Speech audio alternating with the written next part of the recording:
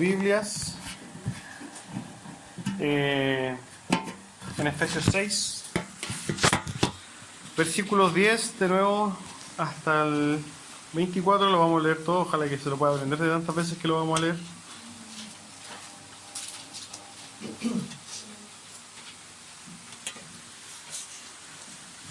¿Lo tiene? Cuando lo tenga me dice amén para que leamos la palabra de Dios. Dice: por lo demás, hermanos míos, fortaleceos en el Señor y en el poder de su fuerza. Vestíos de toda la armadura de Dios para que podáis estar firmes contra las acechanzas del diablo. Porque no tenemos lucha contra sangre y carne, sino contra principados, contra potestades, contra los gobernantes de las tinieblas de este siglo, contra huestes espirituales de maldad en las regiones celestes. Por tanto, tomad toda la armadura de Dios para que podáis resistir en el día malo, y habiendo acabado todo esto, estar firmes. Estad pues firmes, ceñidos vuestros lomos con la verdad, y vestidos con la coraza de justicia, y calzados los pies con el apresto del Evangelio de la paz. Sobre todo, tomad el escudo de la fe, con que podáis apagar todos los dardos de fuego del maligno. Tomad el yelmo de la salvación y la espada del Espíritu, que es la palabra de Dios. Orando en todo tiempo, con toda oración y súplica en el Espíritu, y velando en ello con toda perseverancia y súplica por todos los santos, y por mí, a fin de que al abrir mi boca me sea dada palabra para dar a conocer con denuedo el misterio del Evangelio, por el cual soy embajador en cadenas, que con denuedo hable de él como debo hablar, para que también vosotros sepáis mis asuntos y lo que hago. Todo os lo hará saber Tíquico, hermano mío, amado y fiel ministro en el Señor, el cual envía a vosotros por esto mismo, para que sepáis lo tocante a nosotros y que consuele vuestros corazones. Paz sea a los hermanos y amor con fe, de Dios Padre y del Señor Jesucristo. La gracia sea con todos los que aman a nuestro Señor Jesucristo, con amor inalterable. Amén. Tome asiento.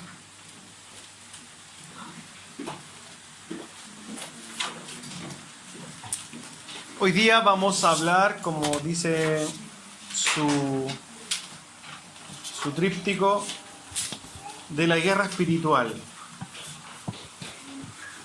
Este viene siendo el segundo sermón entonces de la serie de la armadura de Dios. Hoy día entonces vamos a hablar de la guerra espiritual. A modo de introducción, podemos comprender que el concepto de guerra espiritual en la iglesia evangélica está cada vez más antibíblico.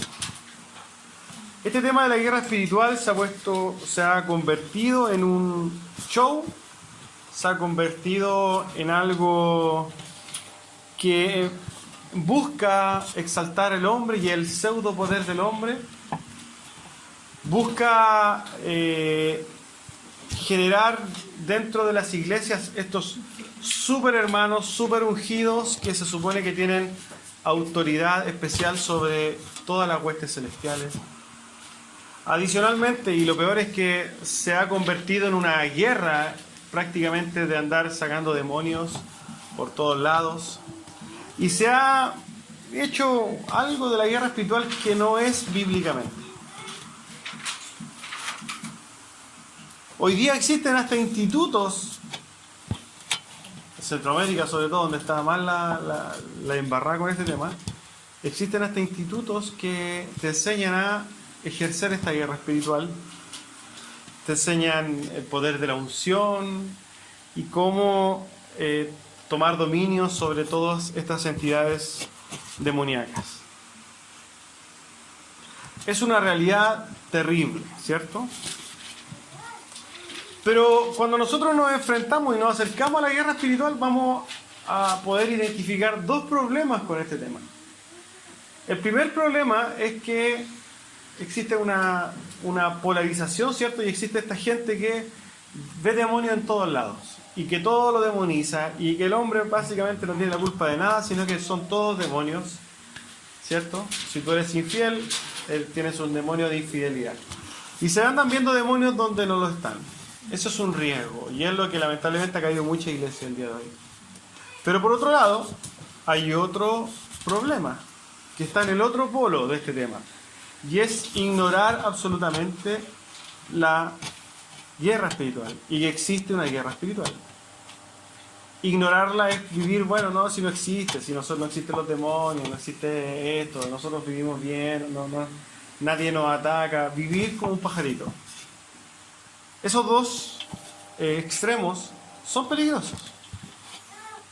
Y la verdad es que hay un equilibrio respecto de esto, y ese equilibrio, ese punto medio, lo da la Escritura. La verdad que nosotros nunca vamos a poder comprender, hermanos, la diferencia, la línea entre la responsabilidad humana, ¿cierto?, y la soberanía de Dios. ¿Cómo actúan estas dos cosas? ¿Por qué lo digo?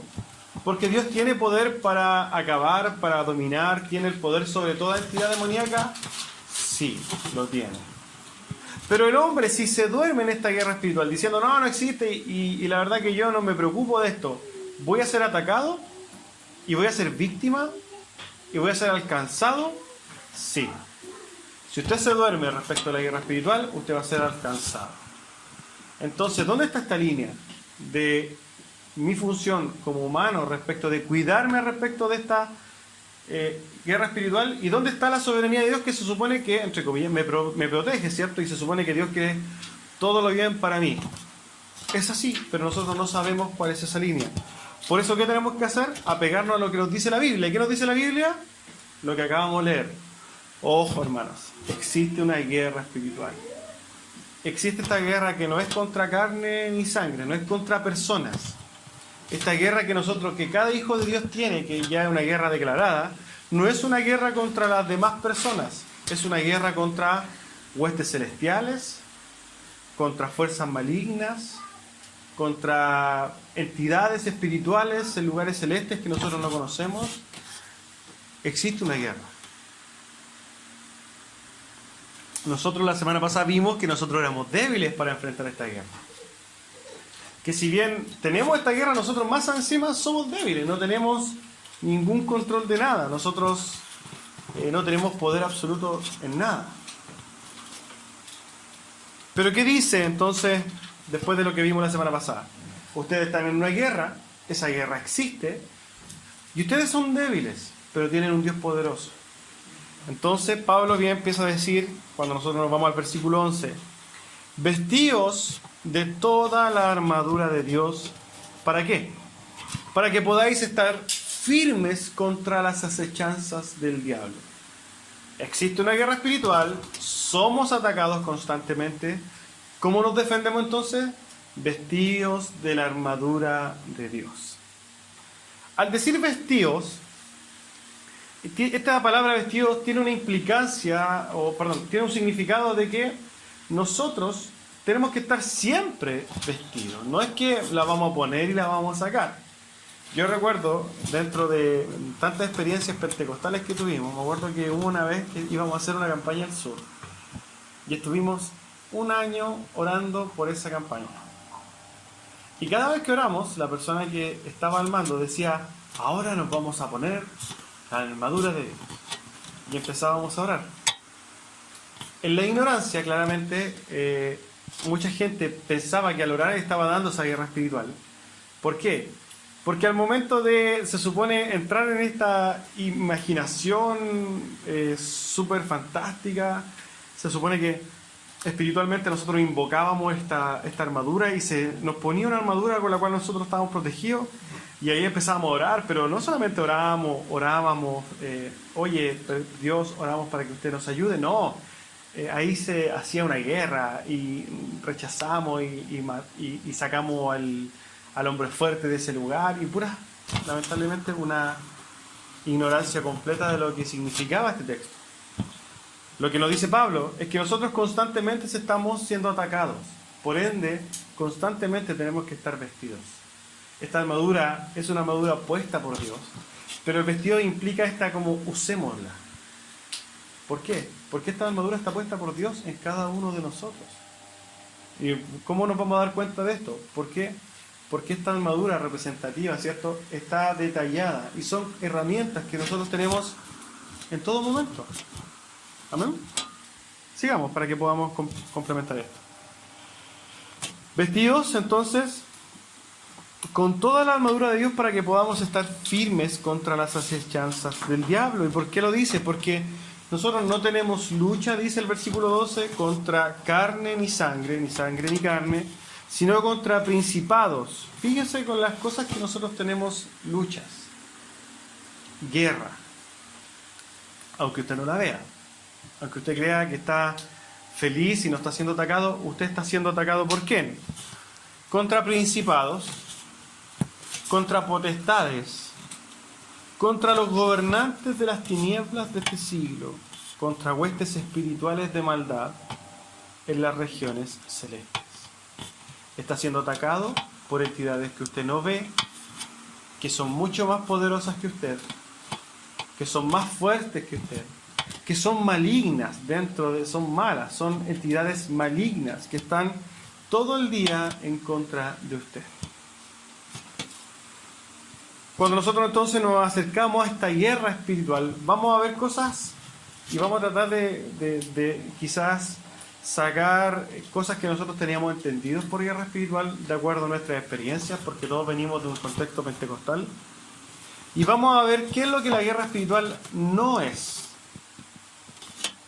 Tengo 7 puntos, y yo creo que hay más, tengo 6 puntos que yo creo que hay más, respecto de esta pseudo guerra espiritual.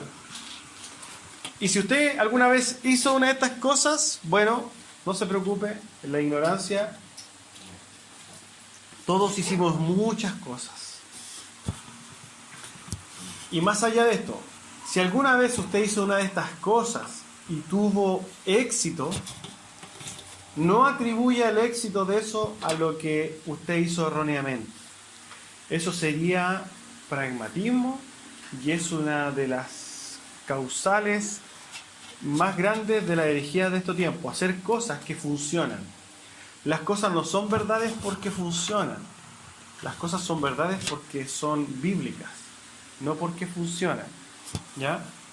Lo primero, no es guerra espiritual ir a orar a lugares donde se supone que hay posesiones, oposición de dominio demoníaco.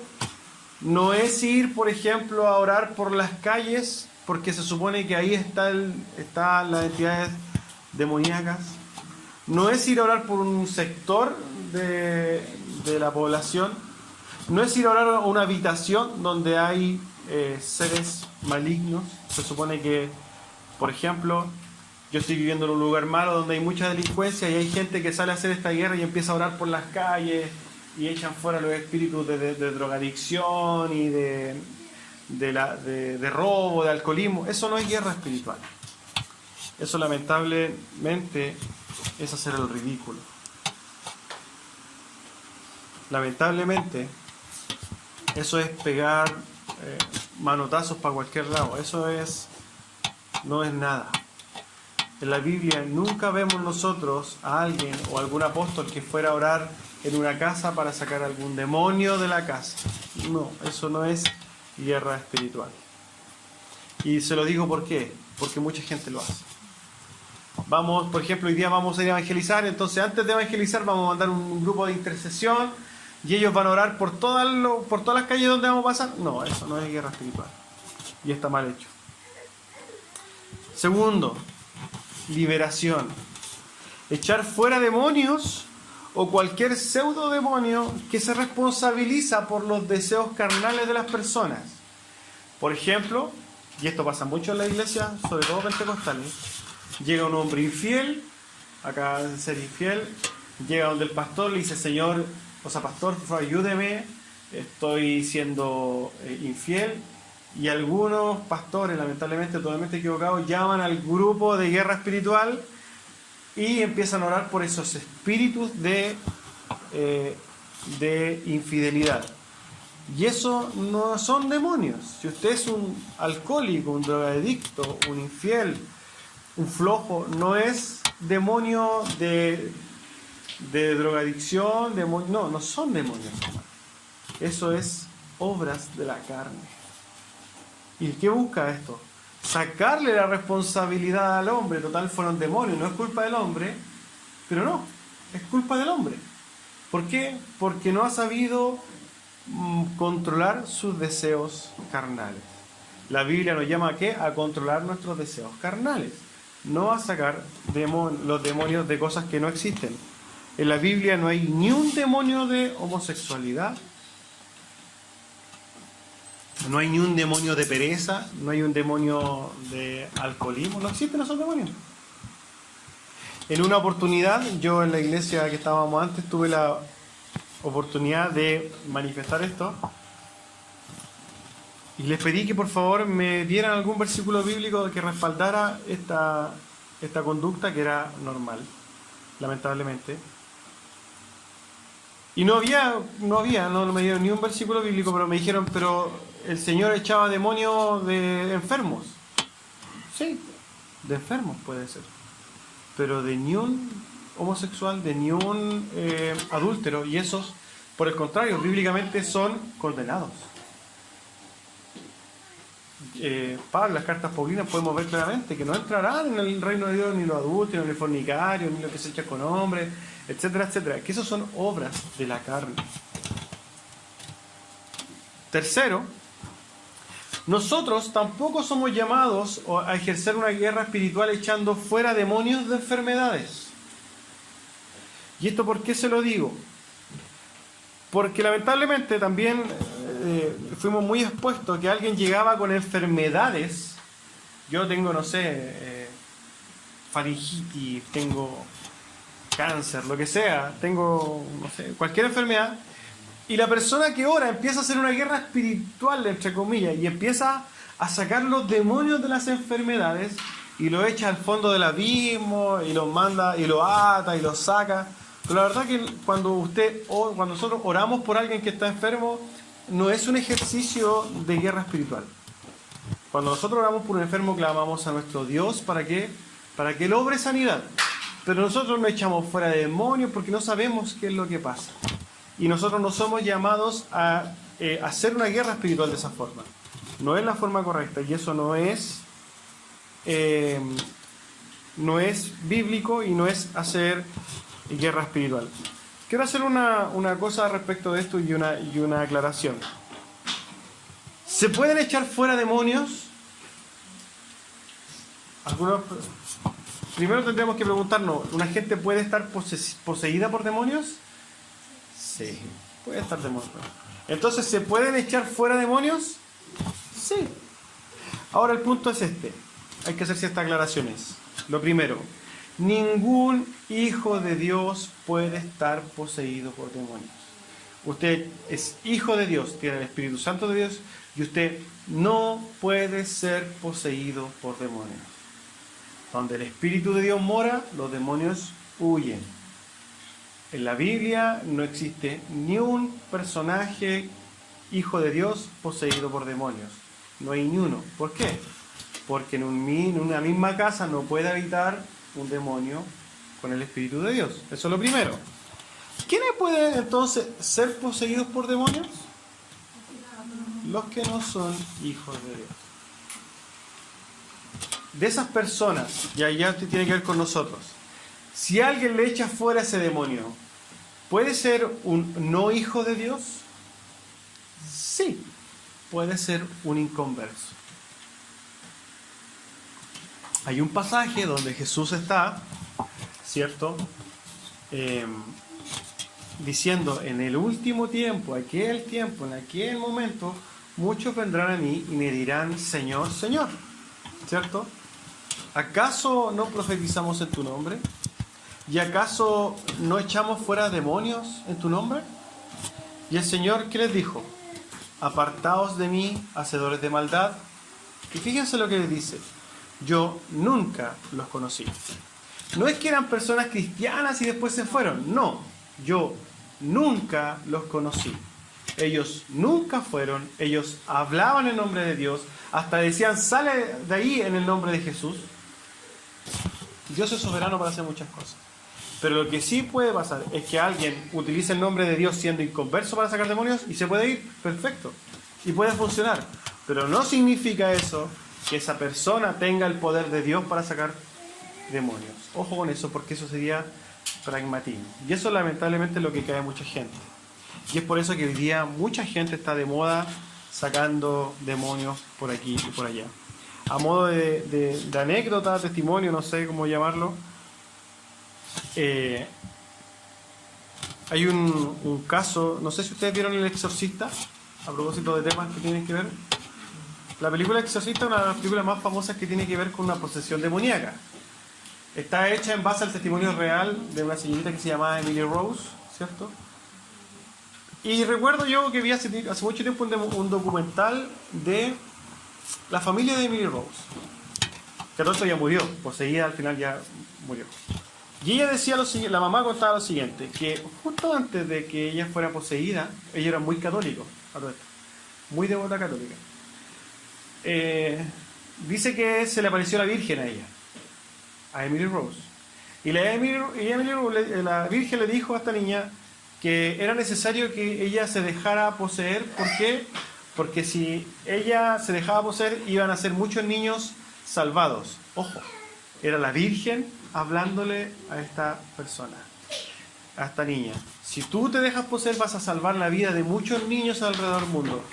¿Qué hizo Emily? En su corazón bueno, voy a salvar a muchos niños, así que voy a dejar ser poseída. Mi pregunta ¿era la Virgen María, entre comillas, que le estaba hablando a esta mujer? ¿O era Satanás que se disfrazaba de ángel de luz, como dice la Biblia? Era Satanás disfrazado. ¿Qué hizo? Fue poseída por demonios y esta niña terminó muriendo. La verdad que toda esta gente que ha sido poseída por demonios, siempre hay algo característico, siempre ha estado relacionada con temas ocultistas, siempre ha tenido que ver con temas de ritos, ciertos ritos, o siempre ha tenido estos contactos con seres, pensémoslo así, celestiales, y nosotros entendemos que claramente todo lo que tenga que ver con este engaño de Satanás, que lo vamos a ver después, son obras de Satanás, que él se disfraza hasta de ángel de luz.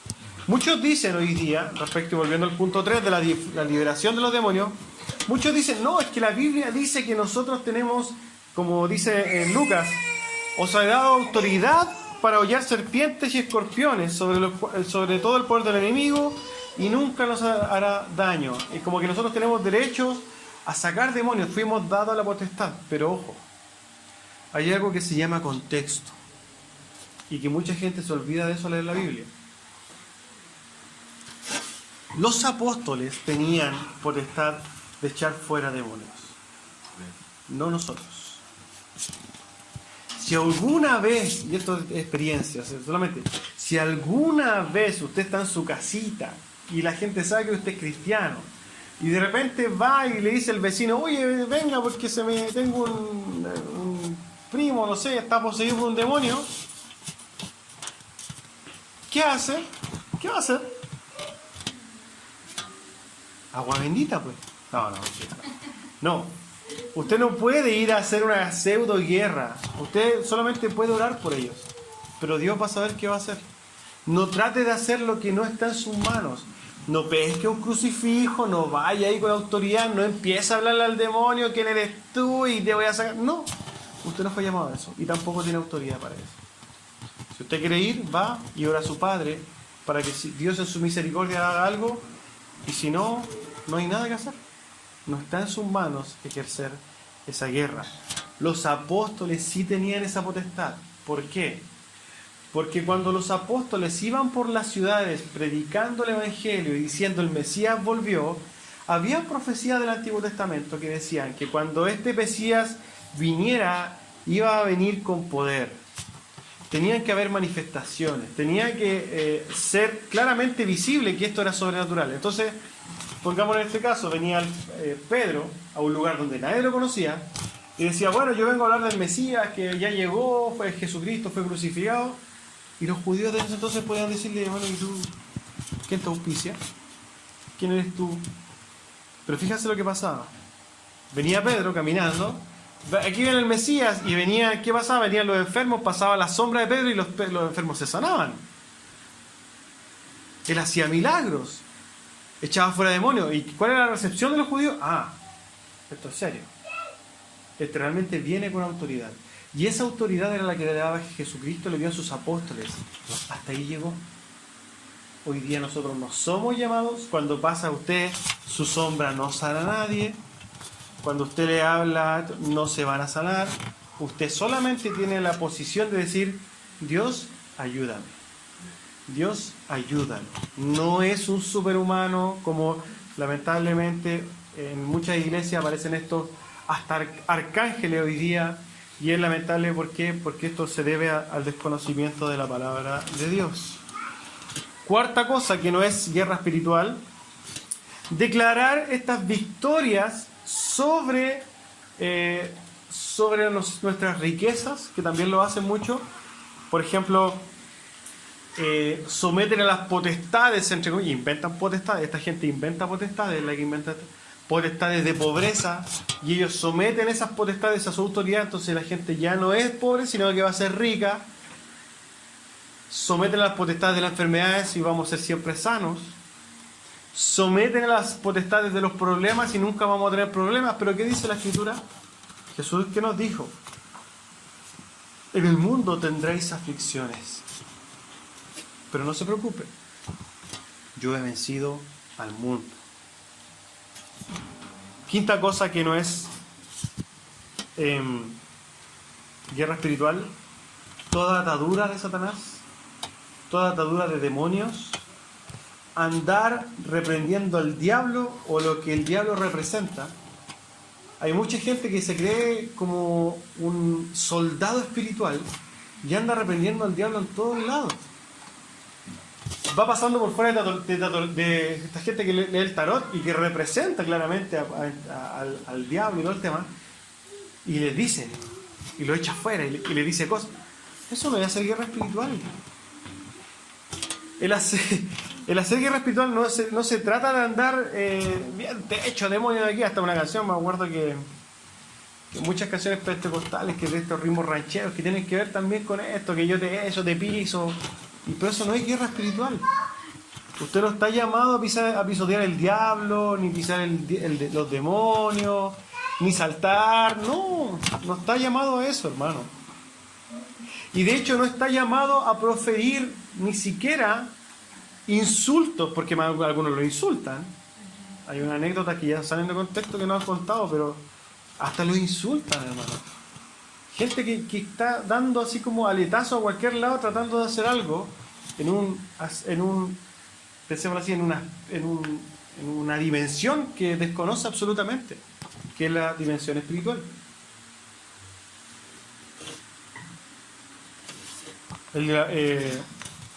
Fíjese que esta gente que promueve la guerra espiritual es gente que lamentablemente está descrita en la Biblia en Judas. Judas, y lo podemos buscar, Judas 8, lo tengo aquí. Judas tiene un capítulo nomás, que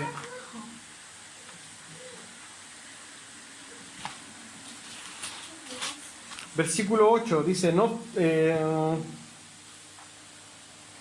obstante, de la misma manera también estos soñadores, se refiere a esta gente alucinada, ¿cierto?, mancillan la carne, rechazando la autoridad y blasfeman de las potestades superiores, refiriéndose a los falsos profetas del día de hoy. Pero él pone una comparación. Y fíjese lo que dice el versículo 9. Pero el arcángel Miguel, cuando contendía con el diablo, disputando con él por el cuerpo de Moisés, no se atrevió a proferir juicio de maldición contra él, sino que dijo, el Señor te reprenda. O sea, cuando Judas, que no hace una advertencia de los falsos profetas como los que están el día de hoy, que estos van y insultan y maldicen y sacan al diablo y todo el tal, bueno, al diablo y su entidad, ¿qué pasa? Judas le hace una comparación y le dice, esta gente ni siquiera respetan las potestades superiores, pero pone un ejemplo, el arcángel, y dice que el arcángel ni siquiera él profirió maldición contra Satanás, sino que le dijo, el Señor te reprenda. Nosotros, si eventualmente nos vemos en una condición así como, oye, nos pillamos con el endemoniado, nunca vamos, oye, sale de aquí, diablo, no. Dios haga algo. Es Dios el poderoso, nosotros no tenemos ni un poder. Sexto, tampoco es guerra espiritual todo arrebatamiento a través de la lucha con Satanás. Hay una canción conocida dentro del mundo espiritual que se llama Te arrebato. Y se supone que esta persona, ejerciendo esta guerra espiritual, le arrebata al diablo su salud, le arrebata al diablo su felicidad, le arrebata al diablo todas las cosas. Pero esta gente no comprende que no es del diablo el que tiene la potestad sobre todas las cosas, sino es nuestro Dios. Dios es el soberano. Hay una gran cantidad entonces de cristianos que ven demonios y entidades demoníacas, el diablo, en todos lados. Y fíjense lo más terrible de esto. Hablan mucho más de los demonios que de Dios. Todas estas cosas que hoy día se toman por guerra espiritual no son guerra espiritual bajo los términos bíblicos. Ahora vamos a poder ver qué es la guerra espiritual. La verdad que la guerra espiritual es una guerra que se lleva a cabo aquí, en la cabeza del hombre, en la mente del hombre. La mente del hombre es el campo de guerra es el campo de la guerra espiritual. Fíjese lo que dice 2 Corintios 10, 3 al 5. Pues aunque andamos en la carne, no luchamos según la carne. Porque las armas de nuestras contiendas, no son carnales, sino poderosas ¿en quién? En Dios. ¿Y para qué son poderosas en Dios? Dice, para la destrucción de fortalezas. Fíjense lo que dice, punto y coma, haciendo una explicación de estas fortalezas. Dice, destruyendo especulaciones y todo razonamiento altivo que se levanta contra el conocimiento de Dios, y poniendo todo pensamiento en cautiverio a la obediencia en Cristo. ¿Usted quiere saber cuál es la guerra que se da entonces? Es destruir las especulaciones, es destruir todo razonamiento altivo que se levanta contra el conocimiento de Dios, y poniendo todo pensamiento en cautiverio a la obediencia de Dios. Esa es la guerra, hermano.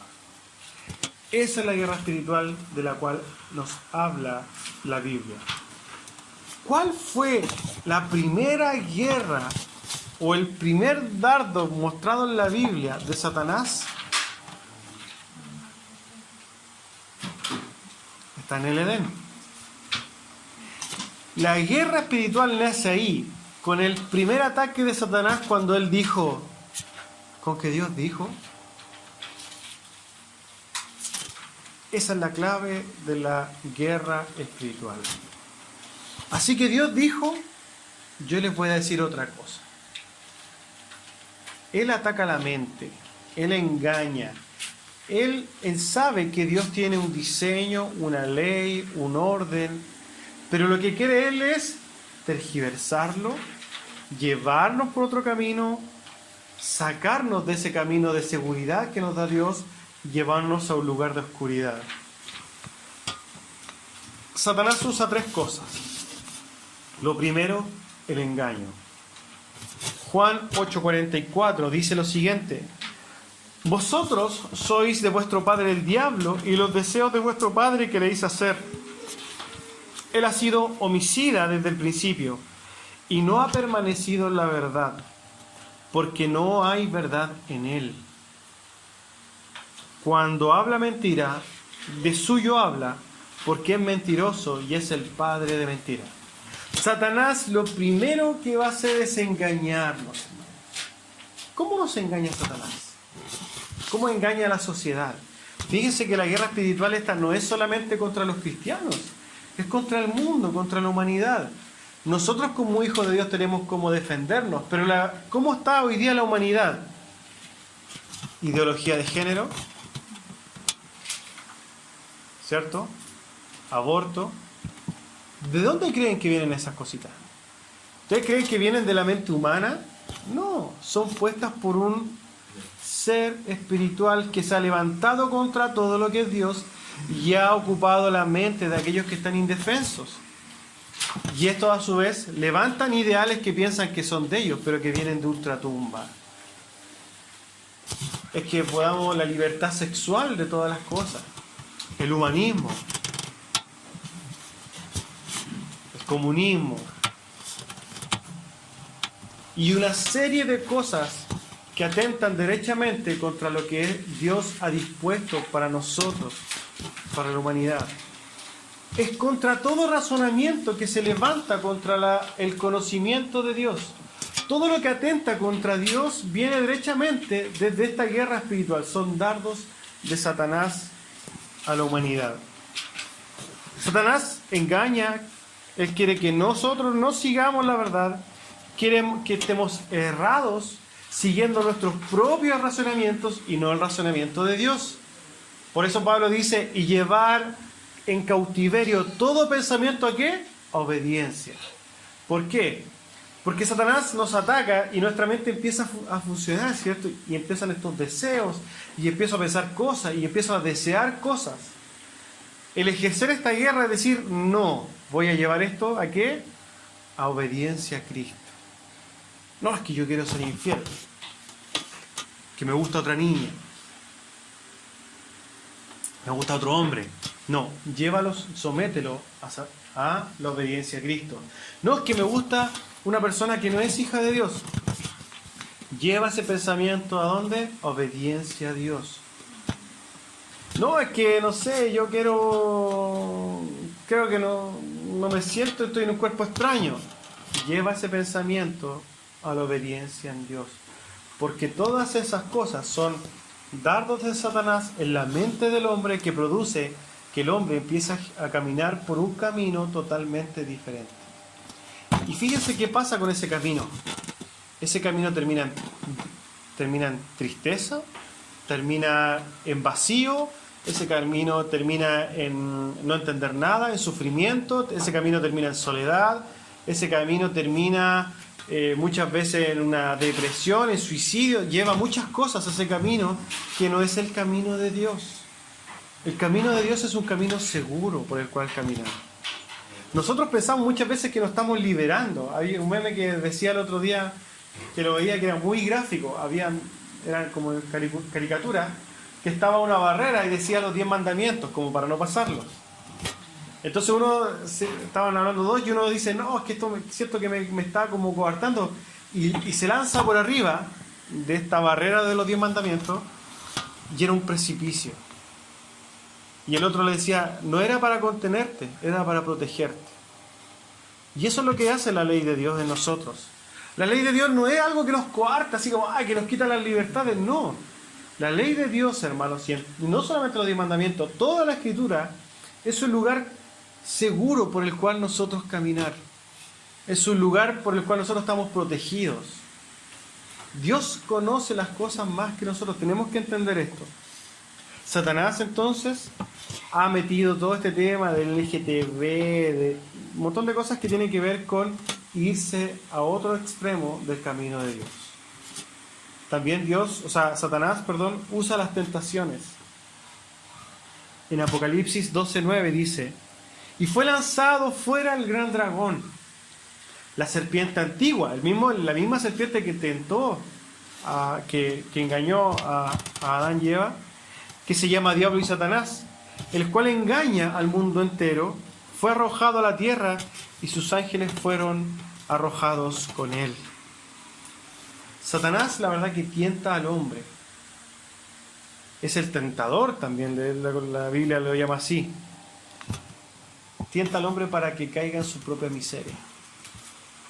El hombre, fíjese qué pasa con esto.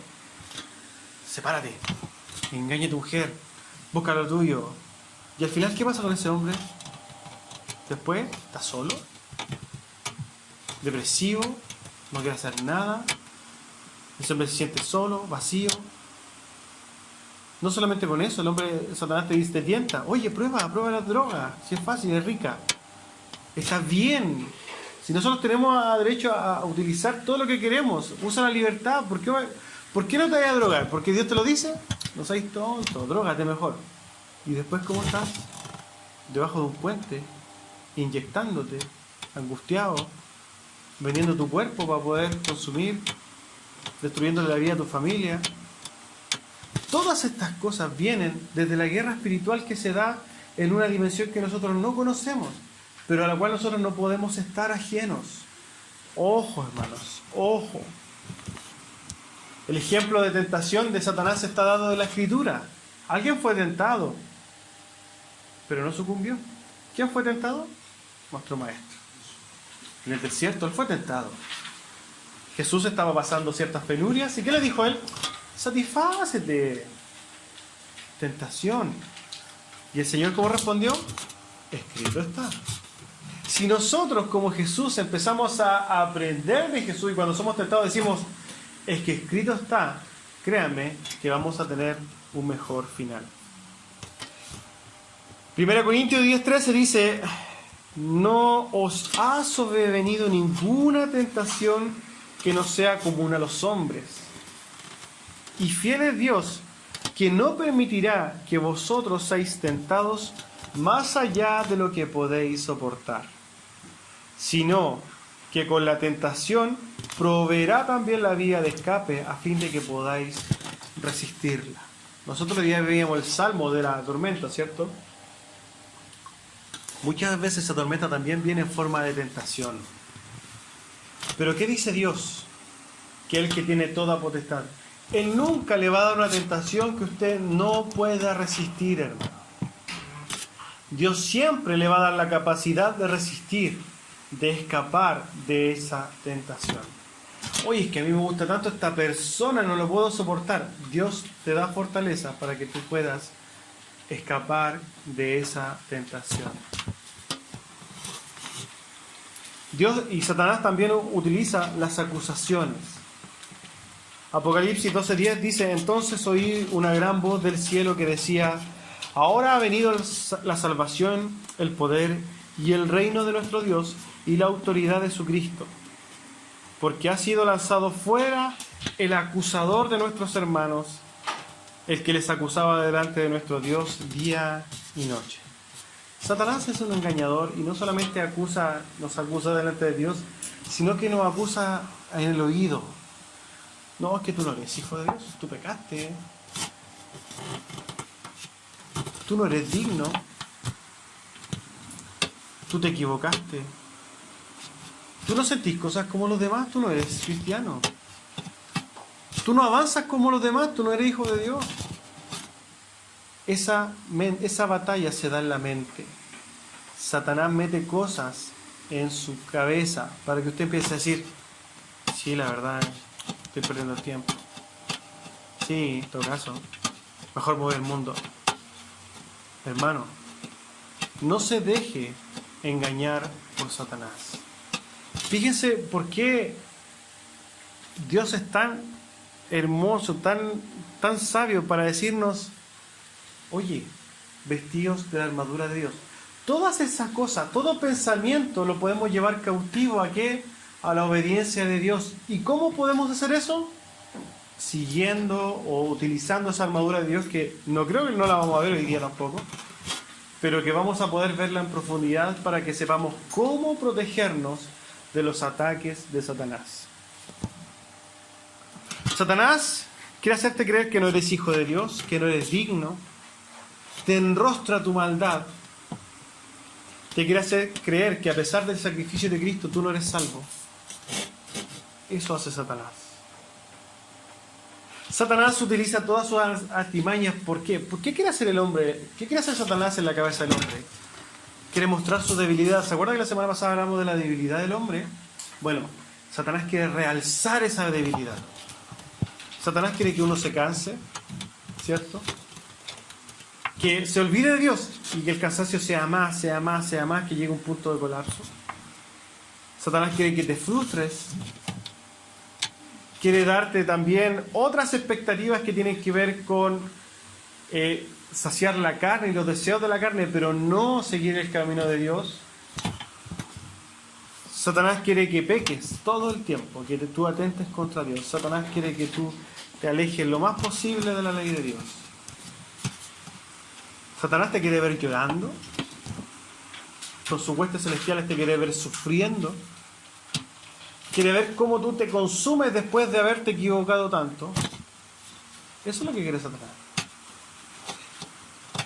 Por experiencia nosotros podemos ver cómo hermanos que estaban, o pseudo hermanos que estaban caminando, son tentados, ¿cierto? Y después ¿cómo están? Sufriendo, llorando. ¿Por qué? Porque se dieron cuenta que todos los errores que cometieron ya no los podéis borrar. Un error así no se puede borrar, se puede perdonar. Pero lo que tú viviste, el daño que hiciste está. Satanás quiere que te desesperes, quiere que te turbes. Satanás quiere enfermarte. Y Satanás quiere matarte. Esa es la verdad de las cosas. Y no solamente físicamente. Entiendan esto. Satanás, que es más inteligente que nosotros, más brillante que nosotros, más entendido que nosotros, no se fija en las cosas de la carne, hermano. Satanás quiere matarnos espiritualmente y eternamente, llevarnos con él. No es solamente que tú te enfermías, tengáis cáncer y te muráis. No. El objetivo de Satanás es mucho más profundo. Nosotros hablamos de cosas eternas. Tesalonicenses 3 dice: pero fiel es el Señor que nos fortalecerá y protegerá del maligno. Es en Cristo, hermanos, donde nosotros somos fortalecidos. Tenemos una batalla, tenemos una guerra que se da en la mente, pero nosotros con nuestra mente, que es tan débil, no podemos. ¿Se acuerdan cuando cantábamos Él me sostendrá? Y decía, no podría estar de pie en la oscuridad porque mi amor es muy frágil. Es que el Señor el que nos sostiene. Es el Señor el que nos sostiene cuando nosotros somos los débiles. Y es ahí, eso es lo que quiere Dios cuando nos dice, vestidos de la armadura de Dios. Versículo 13. Por tanto, tomad toda la armadura de Dios para que podáis resistir el día malo y habiendo acabado todo, estar firmes. Hendrickson dice lo siguiente: el lenguaje que aquí se usa es muy cortante. El mandamiento es terminante. Como si dijese, no permitas que el enemigo te sorprenda sin defensa. Tomad vuestra armadura y hacedlo ahora, hacerlo inmediatamente, sin vacilar, sin perder el tiempo, y recuerda, toma la armadura completa. El propósito es para que podáis resistir al diablo y para que podáis resistir el día malo. Es decir, que el día de las duras pruebas, los momentos críticos de nuestra vida, en el diablo y sus subordinados os asaltarán con gran intensidad, y siendo que nunca se sabe el momento en que estas crisis ocurren, la implicación es clara: estad preparados siempre. No es una espera pasiva hasta que Satanás me ataque, es estar constantemente vestidos y preparados para los ataques de Satanás. Tenemos que estar atentos, no dormidos, no ser reactivos, sino que ser preventivos.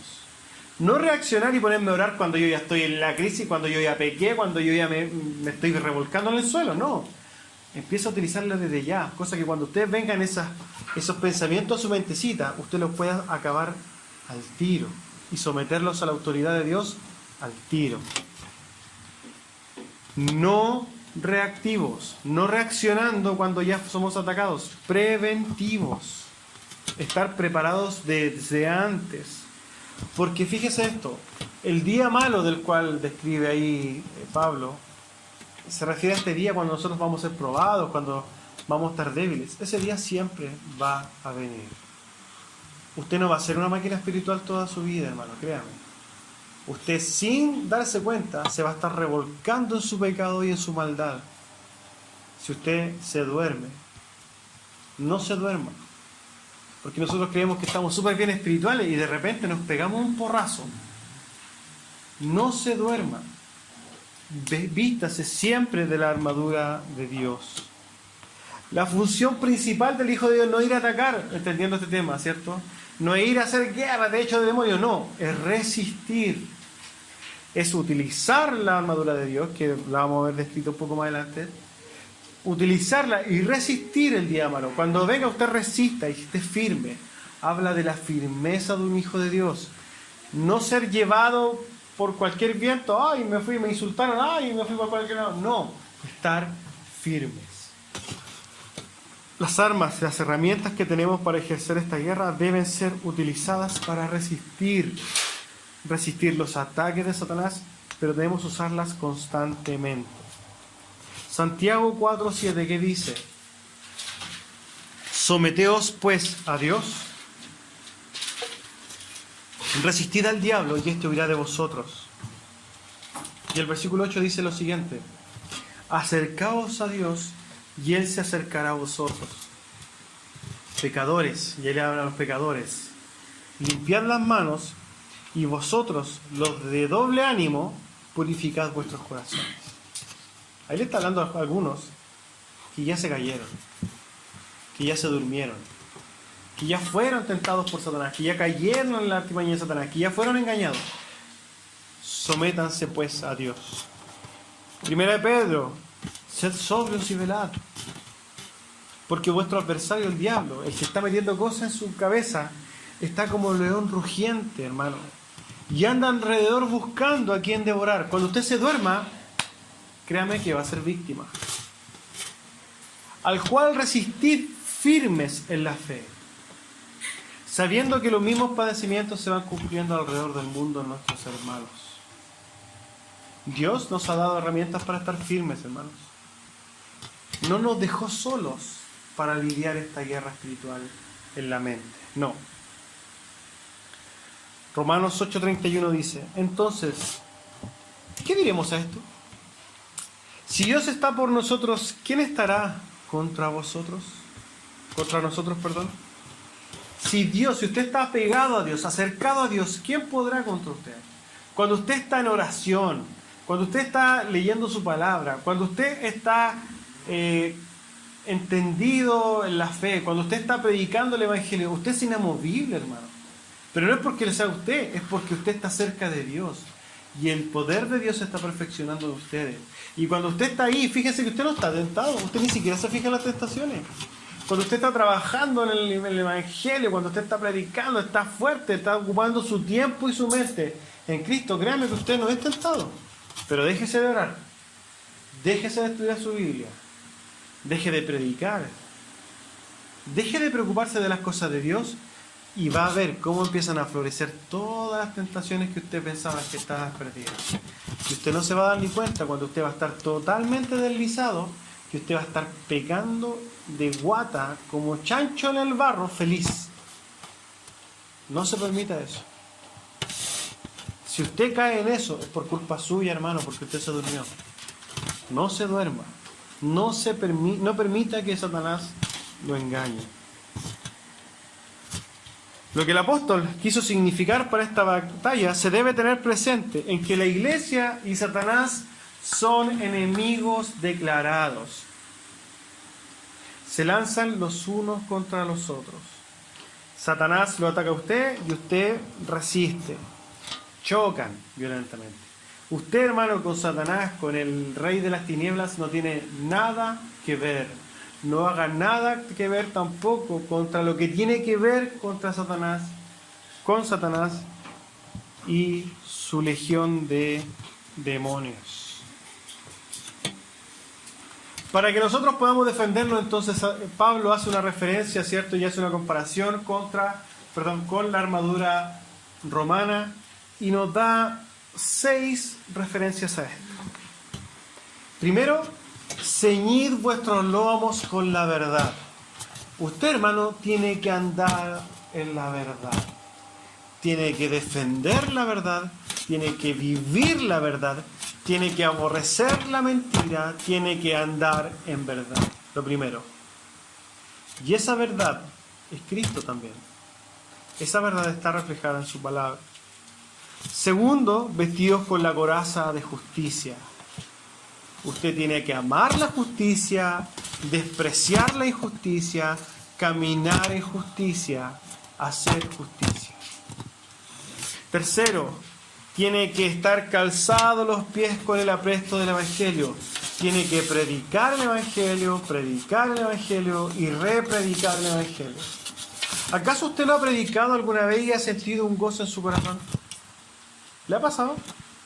Oye, hablé de Dios y no sé, me sentí lleno. Dios utiliza estas cosas para alimentar el alma del hombre. Cuarto, tomad el escudo de la fe, con que podáis apagar todos los dardos del maligno. Tenga fe en Cristo. Su fe y nuestra fe está fundamentada en Cristo, en las fuerzas de Cristo, nuestro refugio, nuestra fortaleza, nuestra roca fuerte. Todo lo que nosotros le llamamos está en Cristo. Todo lo que nosotros confiamos en ¿quién? En Cristo. Y fíjense que esto no es fe en nosotros, es fe en Cristo. No es que yo fui Satanás, fui tentado por una mujer, ¿cierto? Y no, es que yo puedo controlarlo. No, usted no lo puede controlar. Pero en Cristo puede controlarlo. Quinto, tomad el yelmo de la salvación. Usted es salvo. Usted es hijo de Dios. Y no permita que Satanás le diga lo contrario. No permita contaminar su cabeza con dudas, con engaños. Usted es hijo de Dios y en esa salvación usted tiene que vivir y sentarse como hijo de Dios. Sexto, utilice la palabra del Espíritu, que es la palabra de Dios. Fíjense, tienen que estar firmes en la lectura bíblica, firmes en las verdades bíblicas, firmes estudiando su Biblia, entendiendo que usted es salvo, teniendo fe en Dios, predicando el Evangelio, viviendo en justicia y viviendo en verdad. Todo eso que parte de las herramientas que Dios nos da a nosotros. ¿Para qué? Para que usted esté firme. Si usted está en esto, hermano, usted va a ser inamovible. Usted va a ser una máquina espiritual.